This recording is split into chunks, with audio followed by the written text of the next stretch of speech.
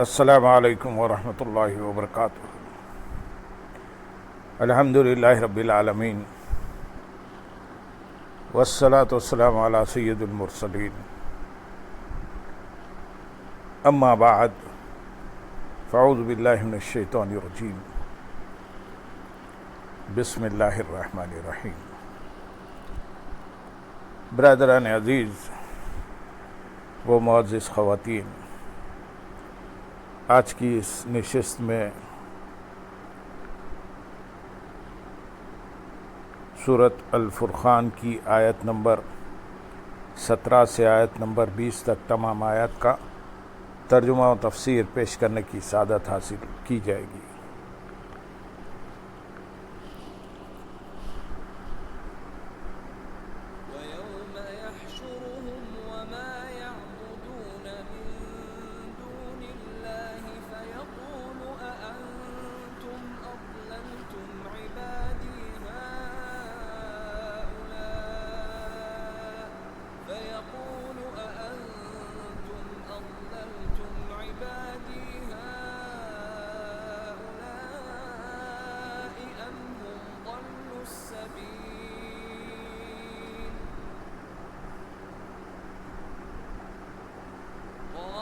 سبحانك ما كان ينبغي لنا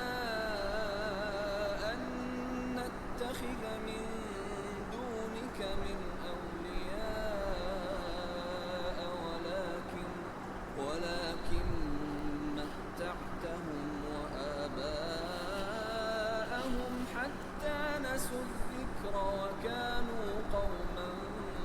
بورا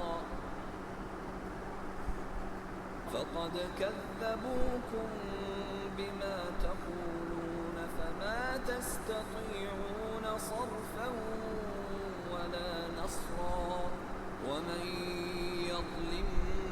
منكم نذقه عذابا كبيرا وما أرسلنا قبلك من المرسلين إلا إنهم ليأكلون الطعام ويمشون في الأسواق وجعلنا بعضكم لبعض فتنة أتصبرون وكان ربك بصيرا۔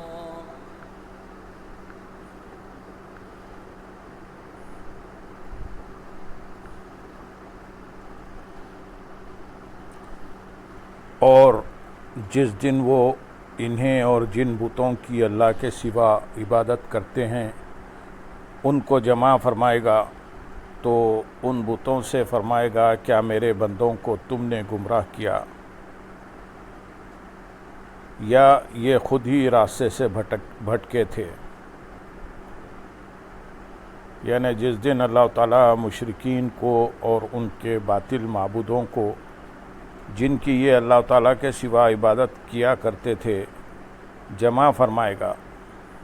تو ان معبودوں سے فرمائے گا، کیا میرے بندوں کو تم نے گمراہ کیا تھا یا یہ خود ہی ہدایت کے راستے سے بھٹکے تھے؟ اللہ تعالیٰ حقیقت حال کا جاننے والا ہے، اس سے کچھ بھی مخفی نہیں۔ یہ سوال مشرکین کو ذلیل کرنے کے لیے ہے تاکہ ان کے معبود انہیں جھٹلائیں تو ان کی حسرت و ذلت اور زیادہ ہو۔ باطل معبودوں سے عام معبود مراد ہیں، چاہے وہ ذوی العقول ہوں یا غیر ذوی العقول، جبکہ کلبی نے کہا کہ ان معبودوں سے بت مراد ہیں، انہیں اللہ تعالیٰ بولنے کی قوت دے گا۔ آیت نمبر 18 میں ارشاد ہے، وہ عرض کریں گے، اے اللہ تو پاک ہے، ہمارے لیے ہرگز جائز نہیں تھا کہ ہم تیرے سوا کسی اور کو مددگار بنائیں، لیکن تو نے انہیں اور ان کے باپ دادوں کو فائدہ اٹھانے دیا، یہاں تک کہ انہوں نے تیری یاد کو بھلا دیا اور یہ لوگ ہلاک ہونے والے ہی تھے۔ یعنی وہ باطل معبود عرض کریں گے اے اللہ عز و جل تو اس سے پاک ہے کہ کوئی تیرا شریک ہو، خود ہمارے لیے ہرگز جائز نہیں تھا کہ ہم تیرے سوا کسی اور کو مددگار بنائیں،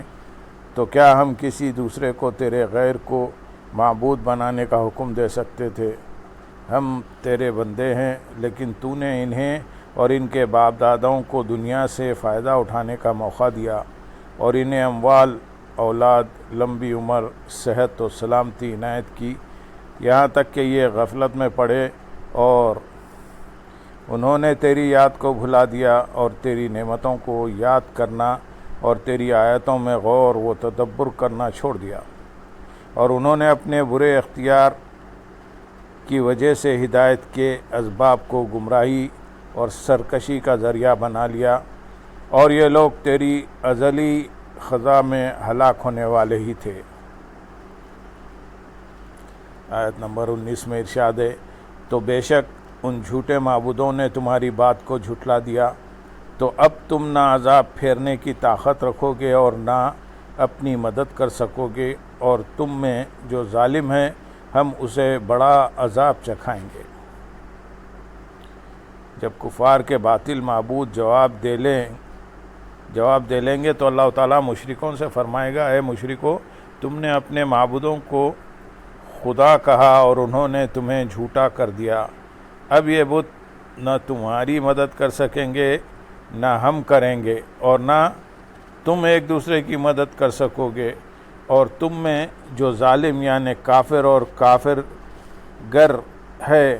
ہم اسے جہنم کا بڑا عذاب چکھائیں گے۔ آیت نمبر 20 میں ارشاد ہے، اور ہم نے تم سے پہلے جتنے رسول بھیجے سب یقیناً کھانا کھاتے تھے اور بازاروں میں چلتے تھے، اور ہم نے تمہیں ایک دوسرے کے لیے آزمائش بنایا، اور اے لوگو کیا تم صبر کرو گے؟ اور اے محبوب تمہارے رب خوب دیکھنے والا ہے، تمہارا رب خوب دیکھنے والا ہے۔ اس آیت میں کفار کے اس طعن کا جواب دیا گیا جو انہوں نے سید المرسلین صلی اللہ علیہ وسلم پر کیا تھا کہ وہ بازاروں میں چلتے ہیں اور کھانا کھاتے ہیں۔ یہاں بتایا گیا کہ یہ امور نبوت کے منافی نہیں بلکہ یہ تمام انبیاء علیہ السلام کی مستقل عادت تھی، لہذا یہ اعتراض محض جہالت اور عناد پر مبنی ہے۔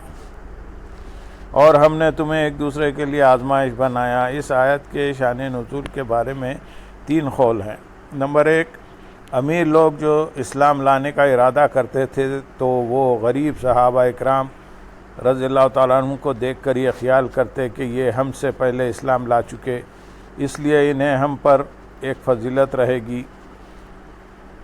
اس خیال سے وہ اسلام قبول کرنے سے باز رہتے، اور امیروں کے لیے غریب صحابہ اکرام رضی اللہ تعالیٰ عنہ آزمائش بن جاتے۔ نمبر 2، یہ آیت ابو جہل، ولید بن عقبہ،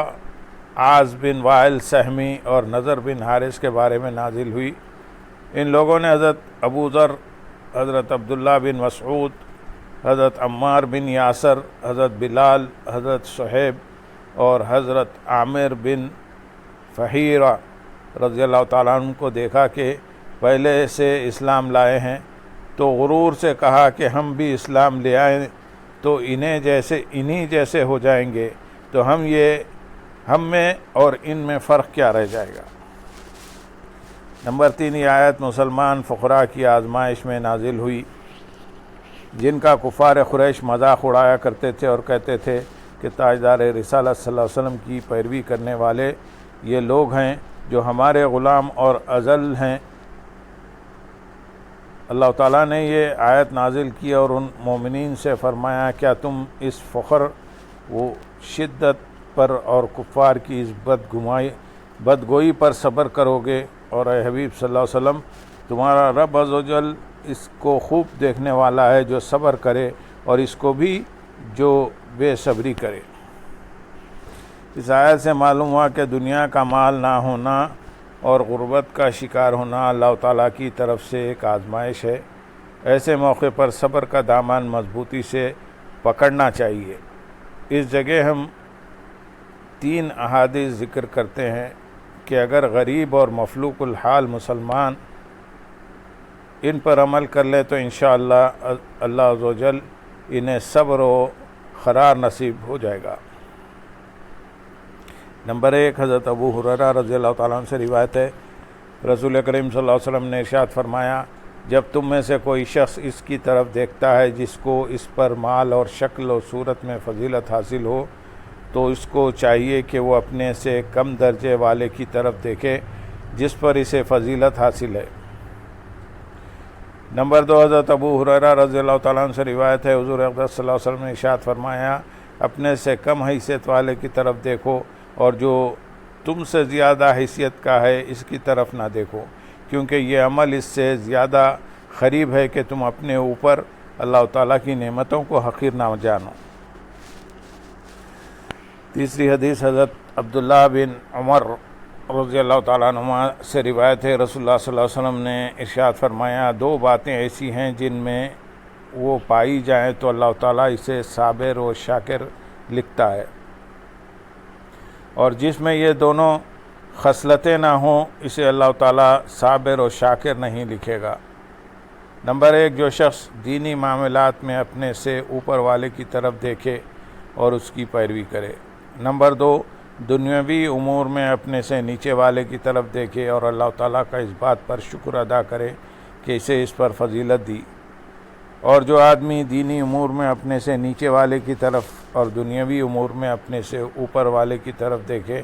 اور اس پر افسوس کرے جو اسے نہیں ملا، تو اللہ تعالیٰ اسے صابر و شاکر نہیں لکھتا۔ اللہ تعالیٰ تمام مسلمانوں کو ان احادیث پر عمل کرنے اور قربت و مسکینی کی حالت میں صبر و شکر کرنے کی توفیق عطا فرمائے۔ اللہم صلی علی سیدنا محمد وعلی آل سیدنا محمد وبارک وسلم، وآخر دعوانا ان الحمدللہ رب العالمین۔ سبحان ربک رب العزت